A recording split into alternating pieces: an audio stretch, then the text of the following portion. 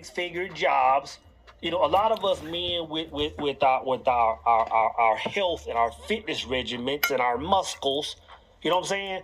A lot of us look at the power we have, quote unquote power we have over women, in the same attributes that us as men consider the power we have.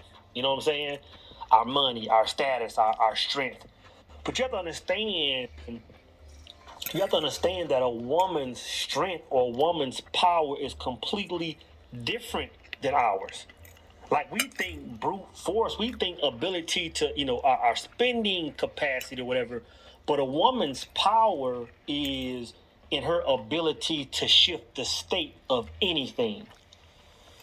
I'm gonna say it again, man, because you really, to understand what I'm saying, you really have to understand that a woman's power is not like ours. And the power she has is one of the benefits of having her. Her ability is not to move the world with muscle, man, but to move the world to shift rooms by changing the energetic state. And if you're unaware of this, man, you're quick to fall victim. You're quick to become a servant to a woman's mood. And when I say that, a lot of us, and of course, primarily I'm talking about relationships, right? But you gotta understand, it covers all aspects. It doesn't have to be in an intimate relationship. It can be in any walk of life. It could be a woman that you work with or work for. It could be the woman at the cash register. It could be any woman you're exchanging some sort of energy with, man. Never fall victim or become a servant to a woman's mood. Why so? Why must we stand on our square? Why must we stay in our frame? Because you gotta understand that when a woman throws you a curveball of being in an energetic state, meaning this is how I feel, what she's saying is, I want you to come outside of your box of masculinity and feel like I feel.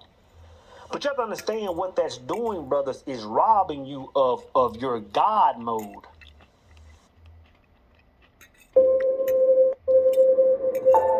Tell me something. What goes on in the head of a person in front of a closed door?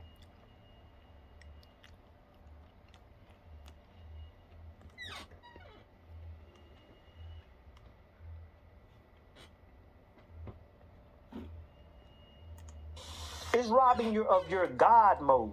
And you got to understand, your God mode is by far the most important thing you possessed. It's by far the most important thing. In other words, when I say God mode, what I'm talking about is your singular truth, right? Shameless plug. If you haven't got the book, get the book. It's robbing you of your singular truth. Because what it's doing is saying, okay, I understand this is your state of being. I understand this is how you see the world. I understand this is the energetic state that you never come out of. This is your prayer. But since I'm vibrating on a different channel, I need you to feel like me. Babe, we can't go on vacation to Barbados. Or any kind of energetic mood. Not saying that you don't care how your woman feels, because you do. You're protecting and providing. But I'm gonna tell you this: you can't protect or provide if you're coming out of that state. You can't do it, man. It's bringing you out of God mode. And when I say it's bringing you out of God mode, it's completely robbing you of what world you're creating.